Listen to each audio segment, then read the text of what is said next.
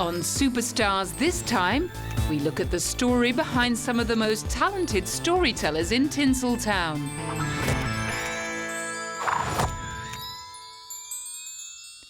After 2.5 decades in the directing and producing business, Joel and Ethan Cohen have built a reputation for being two of Hollywood's most original filmmakers.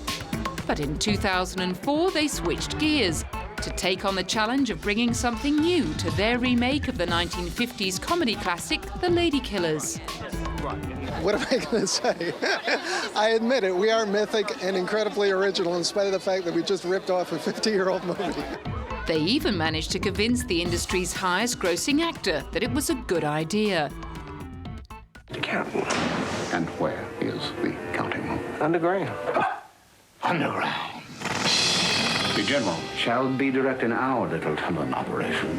Lump is our. Unfortunately, most critics didn't agree. But 2 years later, they were putting themselves out there again and showing no signs of nerves at facing the critics with their 2007 offering, No Country for Old Men. What's this guy supposed to be, the ultimate badass? I guess I'd say he doesn't have a sense of humor. You don't get worked up too much emotionally one way or the other after a while. We've been beaten down by 25 years of doing this. It becomes a job. I think we're looking at more than Perhaps they were feeling quietly confident about their decision to base their latest film on the acclaimed novel by Pulitzer Prize-winning writer Cormac McCarthy. You know, might not even have been no money. That's possible. You try and do an adaptation which is faithful to that impulse, you know? Which is actually different than saying faithful to the original book. I mean, it is largely, in this case, it's like mostly, almost all drawn from the book, faithful to the book, but we didn't, you know, to the extent that we wanted to stray from it in order to make it work as a movie, we didn't feel constrained by the book, and it wasn't a source of tension, certainly. This time they found favour with the critics, and No Country for Old Men struck gold at the Academy Awards, with Joel and Ethan netting Oscars for Best Picture, Best Director and Best Adapted Screenplay. They'd come a long way from St. Louis Park, Minnesota, where they grew up making Super 8 movies with the kid next door. After graduating from university in the late 70s, the oldest brother Joel worked as an assistant editor on Sam Raimi's The Evil Dead in 1981. 3 years later, he joined up with Ethan to write and direct their first feature, Blood Simple. The neo-noir crime thriller starred Frances McDormand, who went on to marry Joel. In 1987, they took on comedy with Raising Arizona, about an ex-convict played by Nicolas Cage and an ex-cop played by Holly Hunter. The unlikely couple are unable to conceive and end up kidnapping a quintuplet to raise as their own. The film went on to be a cult hit. In 1996, they scored their first Oscar, winning Best Original Screenplay for their low-budget black thriller Fargo, which also earned Frances McDormand a Best Actress award. In 2001, they brought George Clooney into the fold to star in their loose adaptation of Homer's Odyssey. Oh Brother, Where Art Thou's bluegrass soundtrack went on to enjoy even more success than the critically acclaimed showcase of George Clooney's comic abilities, which were tested again in the brothers' 2003 film Intolerable Cruelty. In fact, it was George who convinced them to make the film. We were assigned the script. Actually, we were hired to do this just as a writing job originally, without the idea of actually making the movie, until George Clooney happened to read the script and said he was interested in doing it. While some critics applauded the film's screwball comedy, others questioned the brothers' decision to offer their take on the traditional romantic comedy genre. When they followed up with the Ladykillers remake, commentators were beginning to wonder whether the Coen brothers had had their day. But by 2008, they'd silenced the doomsayers with the triple Oscar-winning No Country for Old Men, which also earned them top honours at the prestigious annual Directors Guild of America Awards.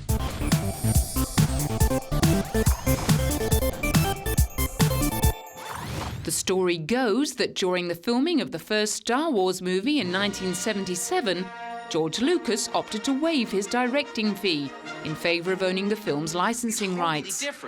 No. Believing them to be practically worthless, 20th Century Fox were happy to grant him his wish. He has since pocketed hundreds of millions of dollars in profits from all the licensed games, toys and collectibles created for the franchise. In 2005, Forbes.com put the revenue generated by the Star Wars brand so far at almost $20 billion. No wonder he could afford to be generous when the University of Southern California came cap in hand.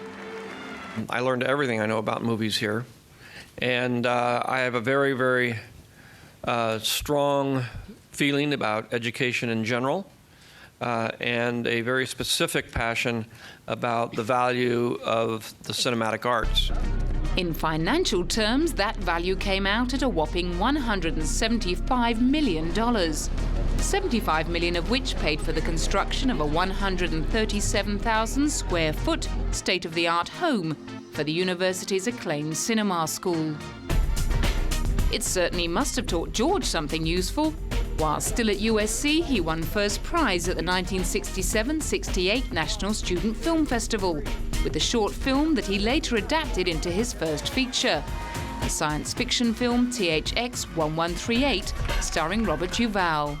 After founding American Zoetrope with Francis Ford Coppola, he went on to write and direct the widely acclaimed comedy drama American Graffiti in 1973.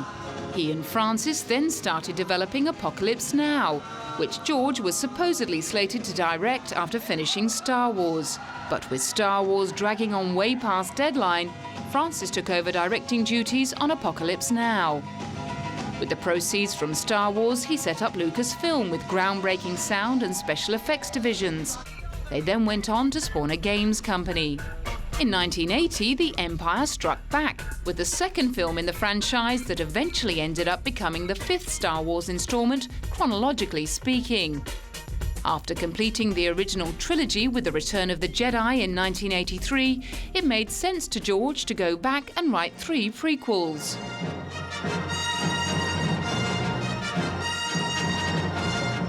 I like starting in the middle, so I like the idea in the first film, which turned into 3 films, that Darth Vader comes in the beginning of the movie and is this monster and throws everybody around and is a terror.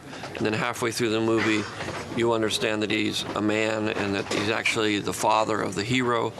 And then in the end, it's the monster that's the hero. And he's the one that's been redeemed through the example of his son. While some might have questioned the appeal of offering up 3 earlier episodes of a story to which audiences already knew the end, millions of die-hard Star Wars fans were slavering at the prospect of more swinging lightsabers and stomping stormtroopers. A work issues consulting firm in Chicago estimated that 2.2 million full-time employees wagged work to see Star Wars Episode I: The Phantom Menace in May 1999. The madness continued with Attack of the Clones in 2002. Well, I think it's a wild kind of universe, and it gets people going. They like to see these strange worlds, all these strange creatures, and all the things that are going on. With the final piece of the puzzle finally in place, some fans indulged in a non-stop marathon of all 6 movies on the release of Star Wars Episode III: The Revenge of the Sith. Meanwhile, George has been busy with the other blockbusting franchise he set up in 1981 with best mate Steven Spielberg. Raiders of the Lost Ark went on to spawn 2 mammoth sequels before being put out to pasture in the 1990s. Almost 20 years later, Indiana Jones was heading back with the Crystal Skull, and George was pretty confident. It's going to be fantastic. It's going to be the best one yet. It's completely different, yet very much the same. Harrison's in it, and it'll be, new and improved.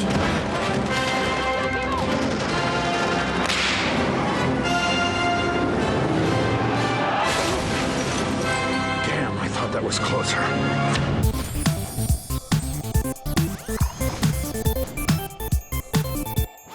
What's this? Fans of director Tim Burton will doubtless be familiar with his penchant for dead dogs, twisted trees, scarecrows and black and white stripes. Along with clowns, falling snow, checkered floors and butterflies, they are all trademarks of a Tim Burton production. He's also rather fond of opening his films with a long tracking shot that will often wind down alleys and go through walls, before introducing us to a shy and isolated main character whose pale complexion and black hair resemble his own. His first opportunity to direct a feature came with the 1985 cinematic spin-off of television character Pee Wee Herman. Made on a budget of $7 million, Pee Wee's Big Adventure went on to gross $40 million at the box office. Maybe we should not. Its financial and critical success opened the door to his next feature, the comedy fantasy Beetlejuice, about a newly deceased couple acclimatizing themselves to the afterlife as ghosts in a house now occupied by a yuppie family from New York. In an attempt to get rid of the insufferable Dietzes, the dead couple enlist the services of an obnoxious freelance bioexorcist, played by Michael Keaton. What do we got here tonight, kids? The next year, his ability to turn low-budget films into commercial successes earned him the right to direct a blockbuster. With Michael Keaton as the Caped Crusader and Jack Nicholson as the Joker, Batman was shot at Pinewood Studios in England on a budget of $48 million. It went on to gross a staggering $413 million, making it the highest-grossing adaptation of a DC comic of all time. Get those wonderful toys. After that, he chose to write, direct and produce the drama fantasy Edward Scissorhands, starring Johnny Depp. Set in suburban Florida, the film about a boy created by an inventor and left with scissors for hands is widely viewed as an interpretation of Tim's own childhood. He went on to cast Johnny Depp as a misunderstood outsider in a host of subsequent movies like Ed Wood, Sleepy Hollow, and the ghoulish animated comedy The Corpse Bride, which used a similar style of stop animation and computer effects to his 1993 film The Nightmare Before Christmas. We kept the land of the living very muted and severe and harsh. You know, more like what you consider the land of the dead, and the land of the dead being much more colorful. And for me, it sort of was symbolic of feeling like when I growing up, feeling like you're living in a somewhat repressive society, versus, you know, the land of the dead, which represented much more of the idea of your creative mind. The same year, they collaborated on a big-budget remake of the Roald Dahl children's classic Charlie and the Chocolate Factory, which also starred Tim's real-life partner Helena Bonham Carter. In 2007, they were playing Happy Families again in the big-screen adaptation of the Stephen Sondheim musical Sweeney Todd. The tale of a vengeful barber who slits the throats of wealthy customers and disposes of their bodies in meat pies made for an interesting challenge. But Johnny didn't let the fact that he'd never sung before stand in his way.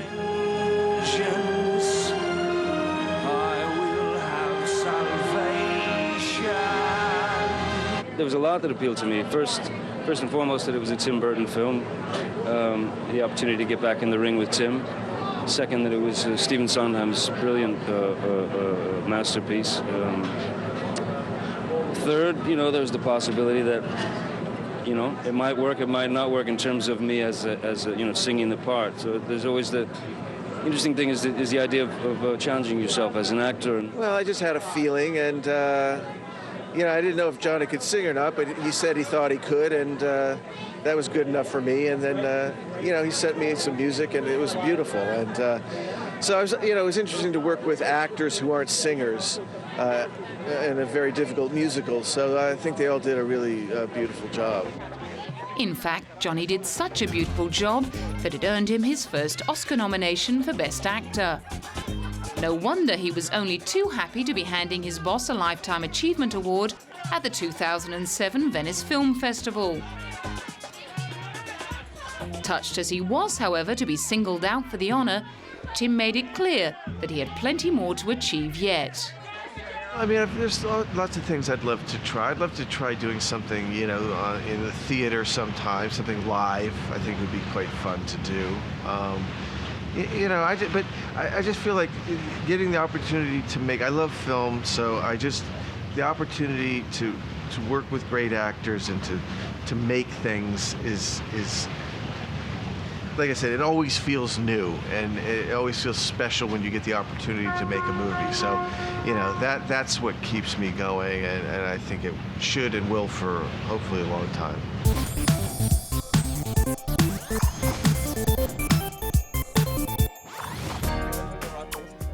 Within 4 years of writing and directing her first feature film, new kid on the block Sophia Coppola did her family proud by becoming a third-generation Oscar winner. Following in the footsteps of her composer grandfather Carmine and her director father Francis Ford, she picked up her first Academy Award for Best Original Screenplay for 2003's Lost in Translation, which paired 19-year-old Scarlett Johansson up with a middle-aged Bill Murray. The gentle comedy drama about an aging actor who meets a young photographer in a Tokyo hotel was shot on a tiny budget and with tight time restrictions. And Sophia's job and the prospects of going to Tokyo and making a high-risk, you know, potentially high-impact film in a short period of time, kind of a dangerous situation, no money, short shooting schedule, foreign country, bad jet lag, child director. It all sounded very dangerous, and I'm a man of danger. Hello. Hello. You ever switch seats? I like this one. If I fall, someone will notice. For Scarlett Johansson, the time constraints helped with the film's realism. Can you keep a secret? And the chemistry that we have on film is a realistic chemistry, absolutely. But, you know, our characters are establishing that relationship in a week's time anyway. The end result was a critical and commercial success that left many reviewers applauding the performance of Bill Murray's career. Although one British critic took exception to Sophia's depiction of Japanese culture, dubbing her the thinking person Sylvester Stallone, she received an overwhelmingly positive response. As well as receiving the Academy Award for Best Screenplay, she also became the first American woman to be nominated for a Best Directing Oscar. At the age of just 32, her achievements looked even more impressive. But then her introduction to the world of movie making did come earlier than most. She made her first appearance in an Oscar-winning film way back in 1972 as the baby boy in the christening scene of The Godfather. Throughout her childhood and teenage years, she made regular background appearances in her father's films. However, she pretty much gave the acting away after winning a Golden Raspberry Award for her widely panned performance as Mary Corleone in The Godfather 3. After that, she concentrated on honing her directing skills in short films and on television. In her spare time, she also launched a clothing range called Milk-Fed, which retails exclusively in Japan. The penultimate year of the millennium was marked by her marriage to fellow director Spike Jonze and the release of her first feature, The Virgin Suicides. She adapted the dark drama about 5 doomed sisters from the novel by Jeffrey Eugenides. The film starred Kirsten Dunst, who went on to form the centerpiece of Sophia's 2007 extravaganza, Marie Antoinette. This is ridiculous. This? The 2.5-hour biopic was by far the young director's most challenging project to date. I've always been interested in that period of 18th century France and Versailles, and I thought it would be an interesting setting for a film. And also when I started reading about Marie Antoinette, there was so much that I had no idea about her, and so much of what we know about her is based on inaccurate myths. So I thought it was interesting to tell the story of the real person behind this historical figure. While many questioned the casting of an all-American teen queen as the 17th century French icon, Sophia defended the decision. Mops! You can have as many French dogs as you like. She just had the right qualities. When I read about the character, she has a grace to her and a charm that Marie Antoinette was famous for. And she can be light, have a silly light side, and also a depth to her. Contrasting sharply with the opulent production design and lavish period costumes, the American accents and rock music soundtrack split audiences when Marie Antoinette premiered at Cannes. While some people booed and left the auditorium, others stuck around to stage a standing ovation. Despite the controversy at Cannes, the film went on to be a huge hit in France and won Milena Canonero an Academy Award for Best Costume Design. Oh, didn't you? It was the first thing I look at.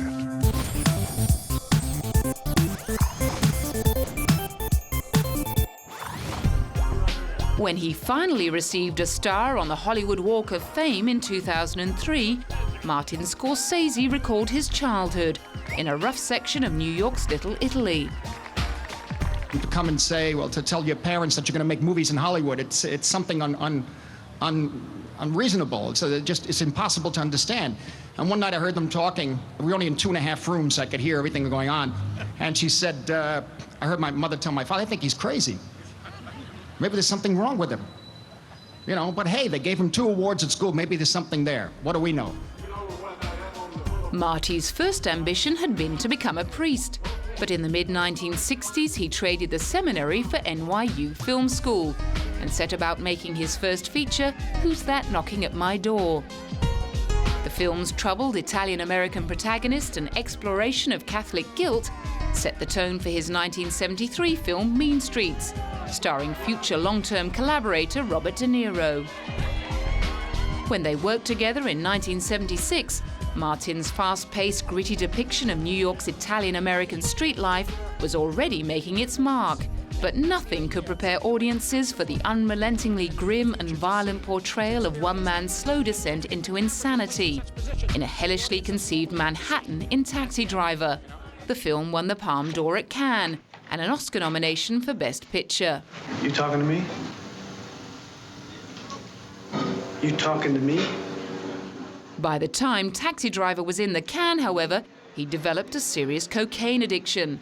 And after the disappointing reception of his next film, New York, New York, he reportedly fell into a deep depression. He has since stated that Robert De Niro saved his life by insisting that he keep working on their next collaboration, Raging Bull. When I say that, I mean Jake wouldn't want to quit. He wanted to go. Hey, Ray. Never went down, Ray. You never got me down, Ray. At the 25th anniversary of the film's premiere, Martin remembered just how hard the film was to make. In a sense, it was I used to call it a sort of kamikaze production. Despite directing a swag of well-received films in the 90s, it wasn't until 2002's Gangs of New York that he began another prolonged assault on the Academy. Starring Leonardo DiCaprio, Daniel Day-Lewis and Cameron Diaz, the 19th century gangster epic attracted an incredible 10 Oscar nominations, including 1 for Best Director. Just as incredible was its failure to convert any of those into awards. 2 years later, he was back in the running again for Best Director for his biopic of eccentric entrepreneur Howard Hughes, starring his new muse, Leonardo DiCaprio. Pleases you. Howard, you madman. You have to be very careful. My investigators have turned up a lot of dirt. You want to go to war? In 2006, after completing his 3rd collaboration with Leo, there were rumblings in Hollywood that Martin was determined to strike gold with The Departed. You never make a film to get an Oscar. Never. The most important thing is that the film does well, and if nominations help it do well, that's good, because the key thing is to get another film made, for me. Until that day comes, I don't feel I have to make any more films. But right now, I'd like to make another. Finally, it was his turn. The Departed brought him his 2nd Golden Globe for Best Director, as well as a Critics' Choice Award, his first Directors Guild of America Award, and the Academy Award for Best Director. Since then, he's already completed and released a documentary on the Rolling Stones called Shine a Light. And he's currently working on an adaptation of the Dennis Lehane thriller Shutter Island.